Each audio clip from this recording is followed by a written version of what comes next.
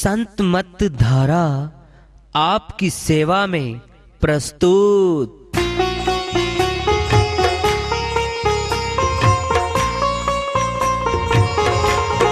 जो चाहता है प्रभु प्यारा वो आओ संत मत धारा। भक्ति भेद बता कर सारा वो कर दे भव के पारा। जो चाहता है प्रभु प्यारा वो आओ संत मत धारा। भक्ति भेद बता कर सारा वो कर दे भव के पारा। जो चाहता है प्रभु प्यारा।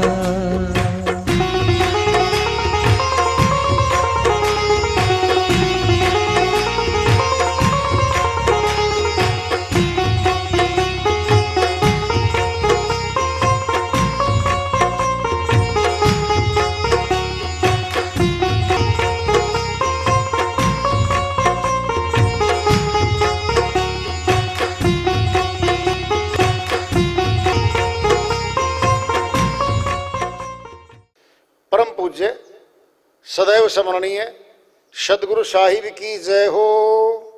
सतनाम साहिब। आदरणीय सर्व संतों की जय हो। उपस्थित आदर के योग प्रभु प्रेमी एवं जिज्ञासु आत्माओं, हम सभी पूर्ण पिता परमात्मा सभी सृष्टियों के रचनहार कुल मालिक हम सब के जीवन का आधार उनकी महिमा को सुनने के लिए एकत्रित हैं। मेरी सभी से अर्ज है कि मैं कोई जगत गुरु नहीं, कोई महाराज नहीं, कोई महामंडलेश्वर नहीं। मैं केवल सभी संतों की चरणों की धूल हूँ और आपका भक्ति मार्ग में सहायक हूँ।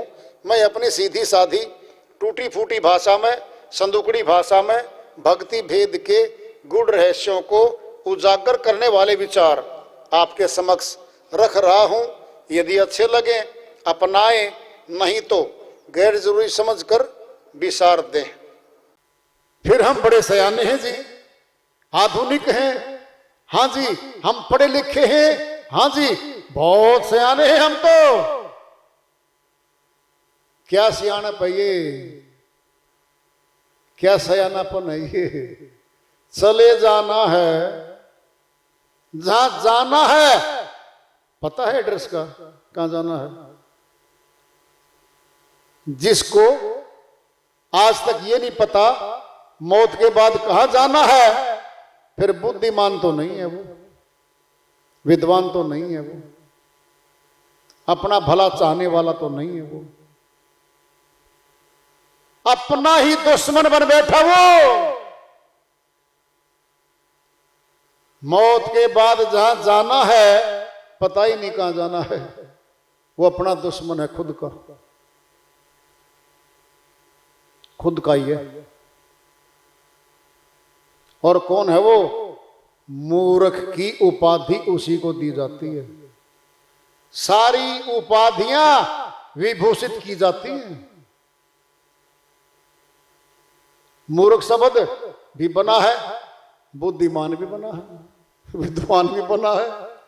सभी बने शब्द तो फिर लागू कहां हो रहे हैं, सोच लो। मौत के बाद कहां जाना है, इस एड्रेस का पता हमने अब जिंदे जी करना पड़ेगा। सुनना है, एक दृष्टांत ले लो। पिंड में एक बार एक देश था, वहां की जनता किसी को भी राजा चुन देती थी 5 वर्ष के लिए, और 5 वर्ष के बाद उस राजा को उतार के गद्दी से और गाड़ी में रोक के नदिया पार जंगल था वहां छोड़ाते थे और उसको जंगली जानवर खा जाते थे।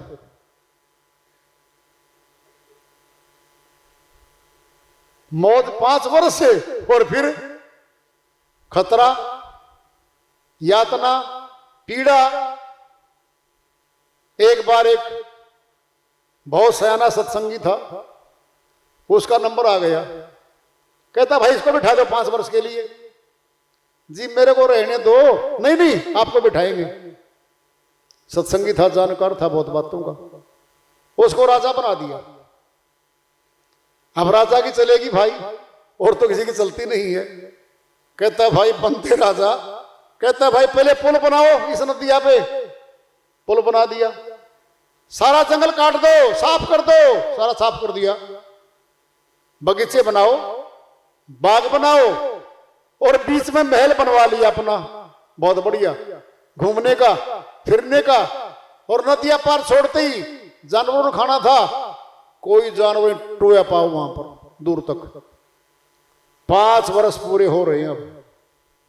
अब जनता वाले सारे आ गए, कहता पकड़ लो भाई, पकड़ लो मेरे को, तो बिठाओ गाड़ी में, बिठा दो जी, नदियां पार छोड़ो जी। जाके महल में बैठ गया, उधर महल छोड़ आया, इधर महल मिल गया, साफ सुथरा, बाग बगीचे, पार्क, फुहारे, मौज। ये क्या था? अज्ञानियों के लिए तो पीड़ा थी, ज्ञानियों के लिए तो मौत के बाद भी वही बाग बगीचे हैं, वही फुहारे हैं मालिक के। उनके पीड़ा नहीं मिलेगी, वो अगला सुधार लिया, परलोक सुधार लिया, लोक परलोक संवार लिया। लोक तो यह है जहां बैठे हैं, परलोक जहां जाना है।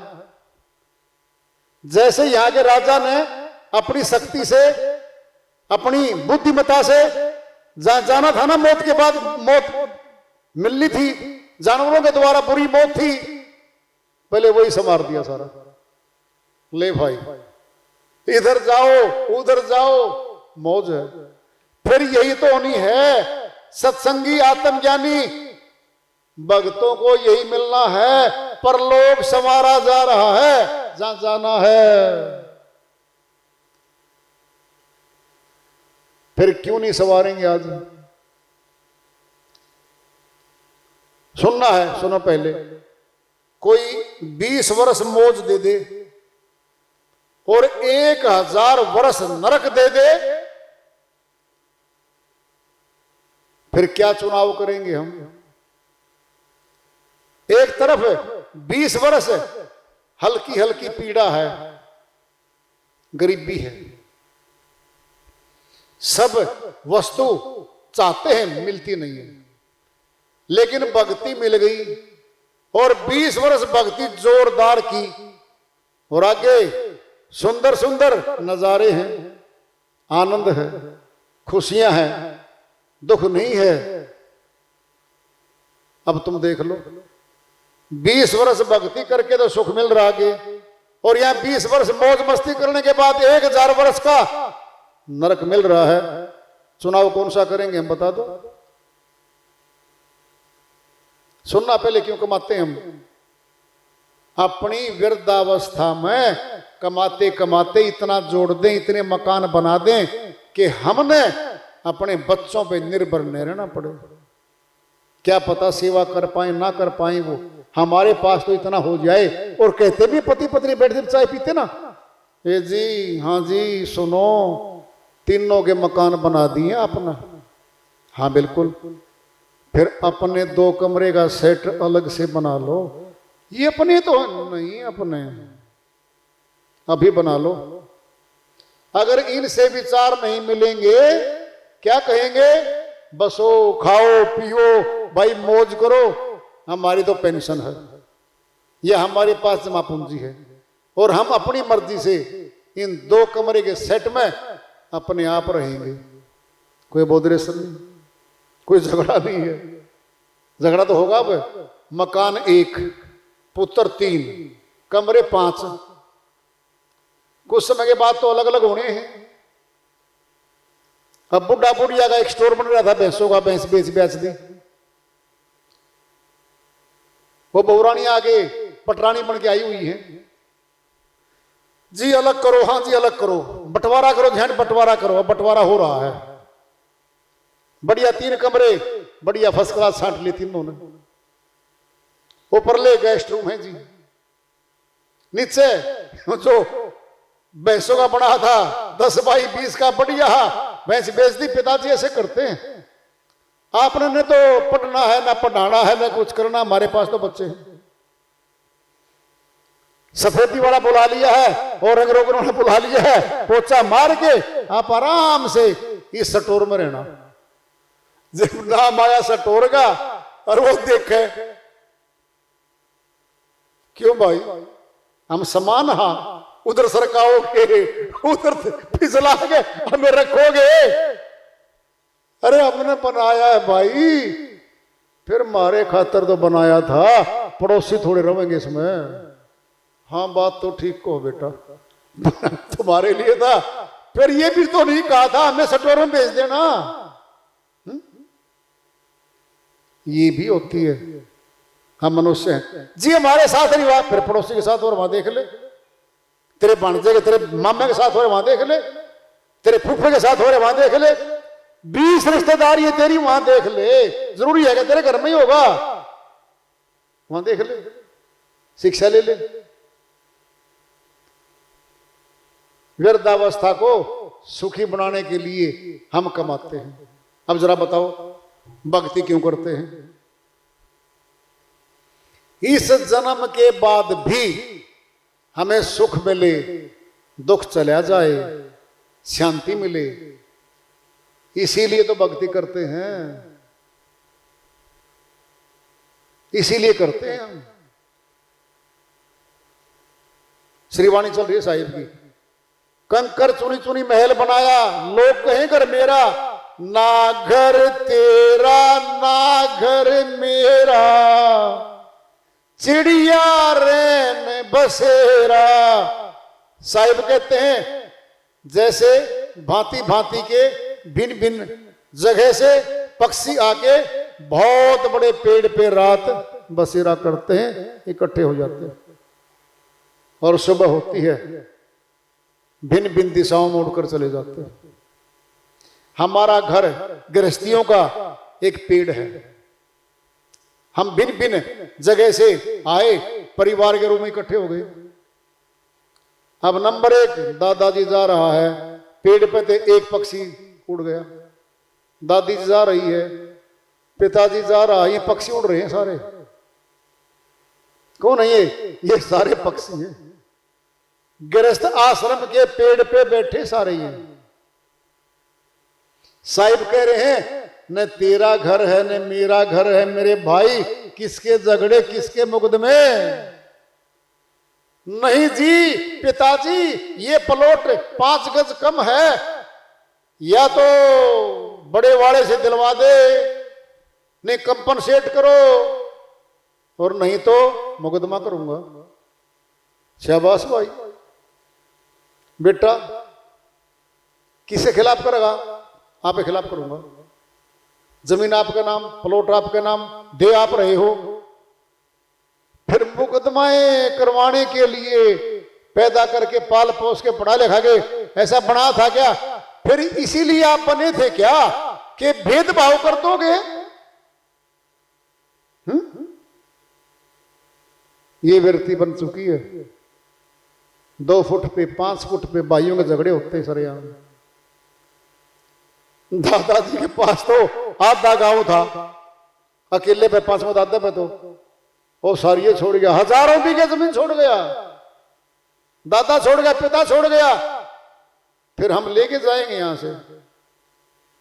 समझौता करना कैसे होता है? नहीं भाई, अगर अपना पिताजी इस प्लॉट को बेच जाता, इस 2 किले 2 एकड़ जमीन को बेच जाता, तब तो रोक भी नहीं पाते हम। ऐसा सोच लो भाई, भाई तो है, झगड़े से रगड़ा होगा, दुश्मनी बनेगी, एक मुकदमे के 4 मुकदमे बनते हैं, शांति से रहो, कोई बात नहीं भाई, भाई हरे ले। क्या हो गया? झगड़ा मिट गया, टेंशन गई, तनाव हो गया, शांति आ गई, आराम से भक्ति कर लेगा। जो मुकदमा में उलझ गया, टेंशन बिना बुलाई आएगी, झगड़े बिना बुलाए, खर्चे बिना बुलाए, और एक मुकदमा नहीं रहा करता कभी, एक के 4-5 मुकदमे बनते हैं। बीज बोया जाता है वो मुकदमों का, फिर फूटेगा बीज तो भाई, एक पेड़ पे टहनियां बनती हैं, ये होता है यहां पर जी। आप तो छोड़ने की बात नहीं है, भक्तों के लिए बात कह रहा हूं मैं। ये संसारियों के लिए ये बातें नहीं होती भाई। नहीं सुनना है, सुन लो ध्यान से। विद्यालय में अध्यापक उसको पढ़ाता है जो विद्यार्थी उसके सामने बैठते हैं। पूरे संसार को नहीं पढ़ा रहा वो विद्यापक है। जो एडमिशन लेके उस विद्यालय में बैठे हैं अध्यापक, उनको पढ़ाता है। हम तो सत्संगियों को पढ़ा रहे हैं भाई। इन भक्ति करके पार होना है। अगर झगड़ों में उलझ गए, बीमारी में उलझ गए, ये फिर भक्ति का समय तो गया। टेंशन में तो भक्ति होती नहीं भाई। भक्ति होगी शांति में। कह रहे साहिब, दादा बाबा भाई भतीजा कोई ना चले संग तेरा। बाबा भी दादो कहते हैं। पता बाबा क्यों कहते हैं? पहले सन्यास योग हुआ करता, 4 थे अवस्था। बाल्यावस्था थी, ब्रह्मचारी कह लो, फिर गृहस्थाश्रम था, फिर वानप्रस्थ था। क्या थी वानप्रस्थ? तैयारी थी सन्यासी बनने की। और फिर वानप्रस्थ सन्यासियों का मतलब क्या था?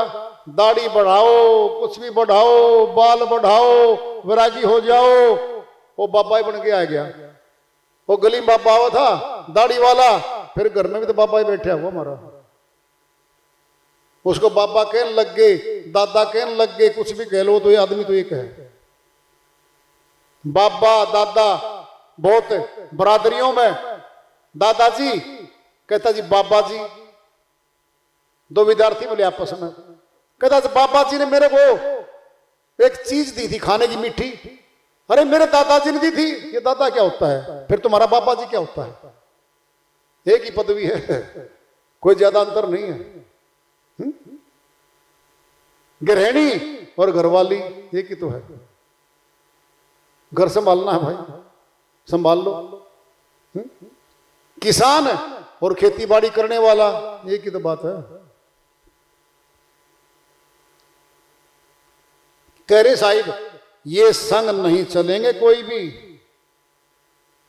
हाथी घोड़ा माल खजाना पड़ा रहे धन तेरा। साहिब कह रहे हैं हाथी घोड़े आम व्यक्ति के नहीं हुआ करते। ध्यान से सुन लो, एक हाथी का खर्चा आम गृहस्थी नहीं पुगा सकता 2 साल। राजाओं के, महाराजाओं के यहां सेना होती है, हाथियों की सेना, घोड़ों की सेना, पैदल सेना। इतना माल खाते हैं वो, एक गांव का माल तो 2 साल में खत्म कर दें वो। राजाओं के यहां ठहरेंगे वो।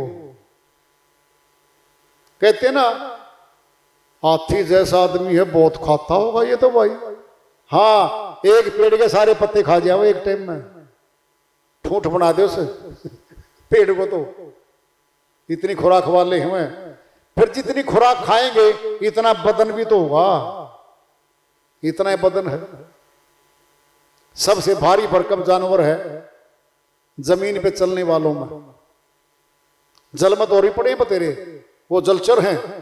वेल मछली बहुत बड़ी है, 5 हाथी उस पर बैठ जाओ तब नहीं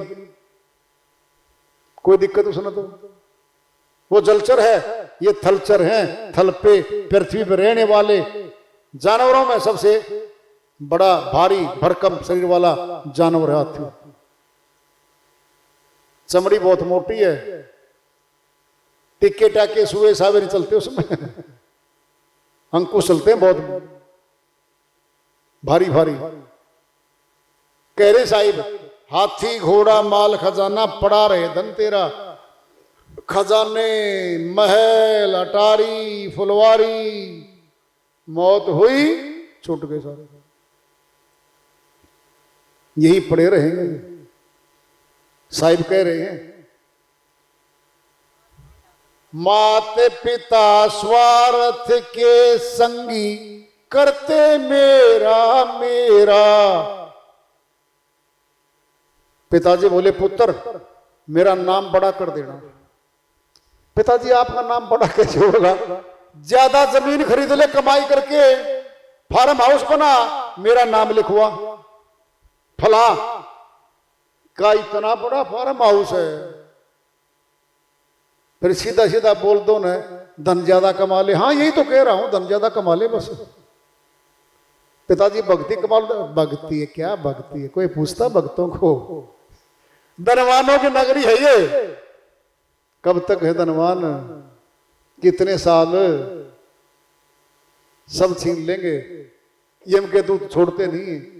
कहे कबीर सुनो भाई साधो, एक दिन जंगल डेरा। मर गया, उठा लो। उठा लिया, लकड़ी की वो आएगी, बोलते अर्थी, घर पे आ जाएगी। अब तो कट गए वन।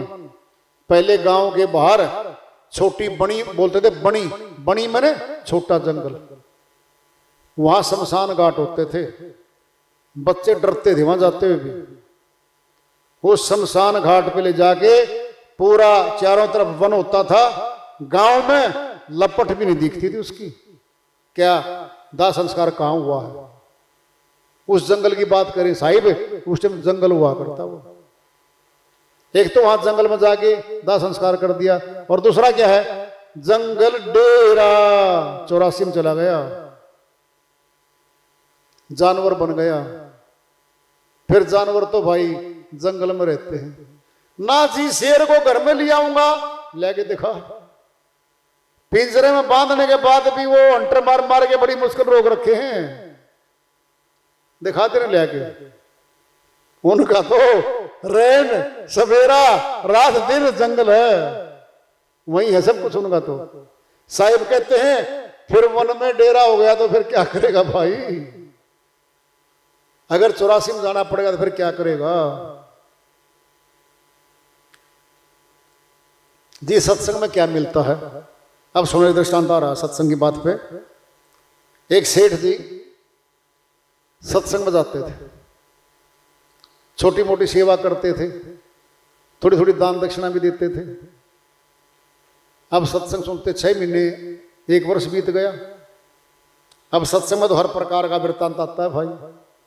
कर्म का सिद्धांत ले लिया साधु जी ने, और साधु जी बोल रहे थे भाई पुण्य कर्म करते हैं हम, पाप कर्म करते हैं भाई, पुण्य कर्मों से पीड़ा मिलती है, उनसे वो मिलता है, बड़े कष्ट भोगने पड़ते हैं, हर कर्म का फल मिलता है।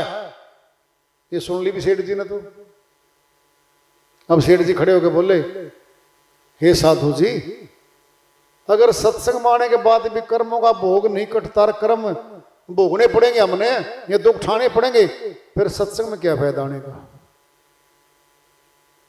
जवाब दो।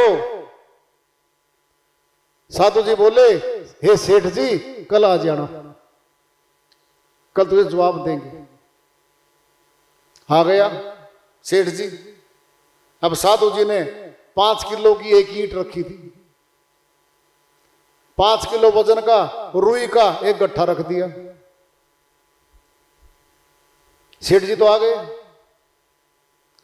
साधु जी जवाब दो कि सत्संग माने के बाद भी कर्म का भोग मिलेगा, फिर क्यों आए हम सत्संग में? कहता भाई बात तो ठीक है तेरी।